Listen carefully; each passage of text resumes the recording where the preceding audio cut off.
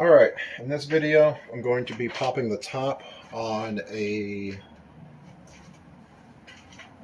Nissan 6-speed transmission. This will be the first generation 6-speed found in 2002 to 2006 Nissan Maximas, and pretty much the same year on the Spec-V, only 05, 06 Altima SE-Rs. All I'm doing is popping the top. I'm not tearing any stacks out or going any further. That's all I want to get to tonight, because all I'm doing to this transmission is swapping out the diff, and I haven't even done the bearings yet on the diff. So literally all I want to get done tonight is just off. Got another light.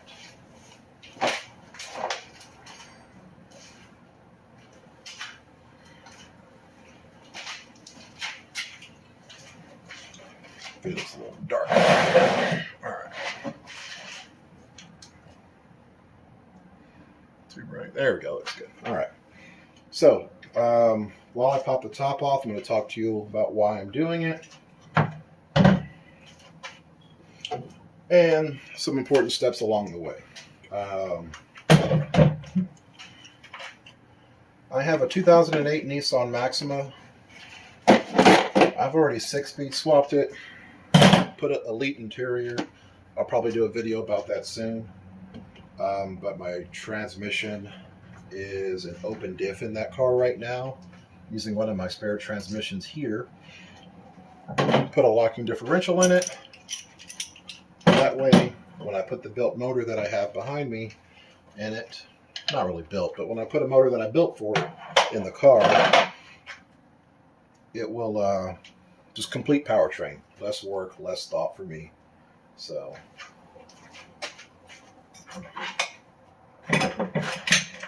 I've already torn apart another transmission by mistake. I have too many transmissions here, but it's not really wasted effort because that transmission needed to be taken apart. So, alright. There wasn't really a step one, but first thing I'm going to do is pop the bore plug and then pop the snap ring off.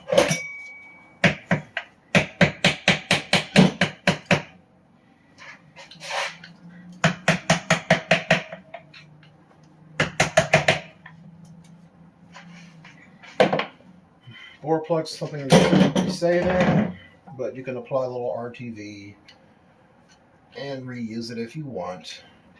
But they literally cost like $5 at the dealership, so just buy a new one. This is the snap ring. This holds on the input shaft to the transmission casing. This snap ring also holds the shim for the input shaft. It's very important. Heard that nice little clunk there. That means the input shaft has fallen down and it is free of this case. Let me take the shifter out. Yeah, you guys can see the shifter nice and good. I picked a good camera angle, go me. Actually, let me just scooch that bad boy up. Taking the shifter out, alright. This is the cha-ching, cha-ching, you know, where all the magic happens. 14 there. As I've learned by mistake already, it's the 27 over here. I'm sorry, 24. Still messing it up. Got 10 skis.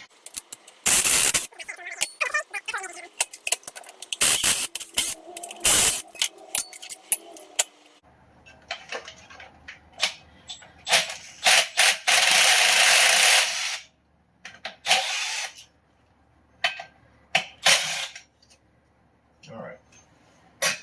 All of these shifter nonsense is out of the way. Only thing left are the check balls. Right? Left are the check springs, or check balls, whatever you want to call them. Pop those out real quick.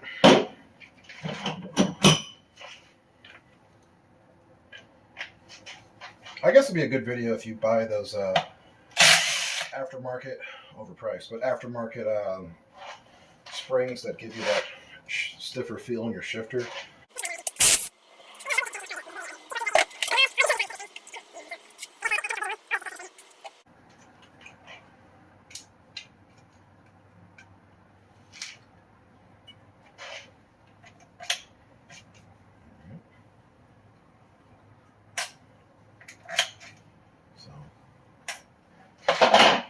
it's just, yeah, that's really about it here. Move my light out the way because I need to use some prying force.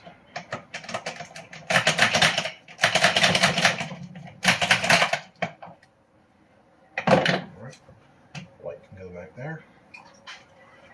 Alright, let's see. That's really about it. 14s and pry it off. Real exciting stuff going on here. Alright, well, my camera missed some important moments. I took off the rest of the 14mm bolts on the outside. Nothing special there. Do note that there are 2 special bolts.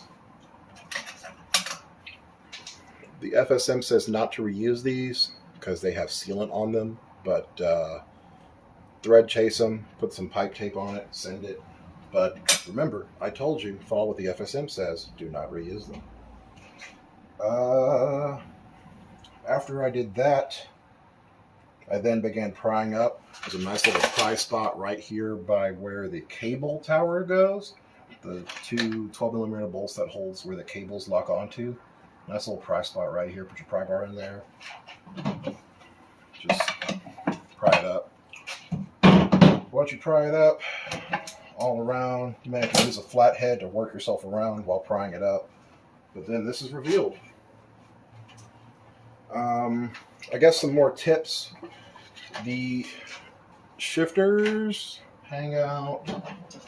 These little towers, these little things right here, like to get caught up, and I really need to use light. I'll do this in a how-to video. So, other than that, that's all I want to do for this video. Only thing I'm doing is I'm probably going to get a friend, and once I take these shift selectors off, I'm going to get a friend, literally just pick these up by an inch, take the diff out, take out the ring, change rings over, and put a locking diff in here. That's all I'm doing to this transmission, as far as I can tell. Honestly, transmission looks fine, but now that I'm talking out loud, I'm talking faster than I'm thinking. I am putting a new input shaft seal in here, even though input shaft seals do not go bad without provocation. E.g., this transmission over here, only sign that it had a failure was the input shaft seal was puking out oil. That means something terrible went wrong inside of the transmission. I will make another video about the carnage inside of here, but it looks pretty gnarly. If you want me to do a full teardown video, I think what I'm going to do from now on is every single 100 mark on subscribers, I'm going to do a thorough how-to or a step-by-step or, you know, something real instructional. So, like, share, comment what all the other YouTube guys say. Help me hit that next 100 mark here, so I guess 200 subscribers. And I will come up with a how-to to your liking. I got plenty of cars here to work on. I got plenty of things to do. I just don't have the proper motivation to slow down and show people how to do things step by step. So show me that you really want to see it by bumping up my YouTube stats for me. I really appreciate that. If not, then I'll just do simple BS vids like I've been doing. Anyways, I'm not sure if it caught on this vid. Actually did not catch on this vid. Important thing, when you pop the top off, the shim for the reverse stack sometimes likes to stick to that top housing. Make sure you have track of that. Also, I've done this before and have lost half a day looking for it. The shim for the main shaft. This thing likes to stick here, it likes to stick in here, and it likes to fall down at random times. So when you pop this top off, make sure you have track of those 2 shims that I just spoke about. Other than that, force the top off. And I got some cleaning to do, but that's it.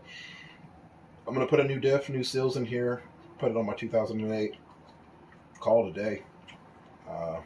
Transmission seems like it works fine. I lied. Alright, well, I'll try to show off, but I'm here now, so might as well show off.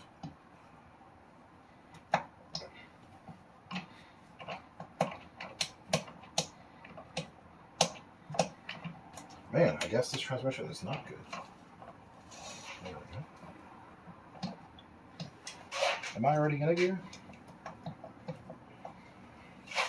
Ah. I still have the check springs in the transmission, so when you are in a gear, you can't select 2 gears at once. Didn't shift because I was in first. 1, 2. Hold that bad boy up. 3, 4, 5, and 6. Reverse is hard to get into. I already know that's hard to get into by playing with this multiple times. I'm not even going to show you on the video, but I've gone way over than what I wanted to do. Hopefully you enjoyed this. Hopefully this helps somebody out there. But yeah, that's just literally popping the top. If you want me to do a step-by-step how-to, again, let me know. Let me know that you need the help, and one day I will probably do it when I'm working on this one. This one's going to get a Spec-V internal swap, so honestly, if my numbers radically go up by the time I do this transmission, you will probably get that video, as I will take my time on this one and show you step by step with all the tools and whatnots, and taking all the extra time as I should, because I can break down a transmission and have it rebuilt in probably about an hour and a half on this whole Spec-V swap. As for tearing down stacks, that's probably never going to have a how-to video, just because if you're doing that, you pretty much have a really good idea on what you're doing. I don't believe that somebody out there really needs a step-by-step on how to press gears and synchros on and off. I mean, the most anybody would need is probably a time lapse, and I don't have that job on the horizon. I don't have a reason to do synchros or gears for any of my personal vehicles anyways. No, I will never do carbon synchros for my cars. But yeah, so again, I aim to help, I aim to please. If anybody needs anything, let me know. But other than that, have a good one.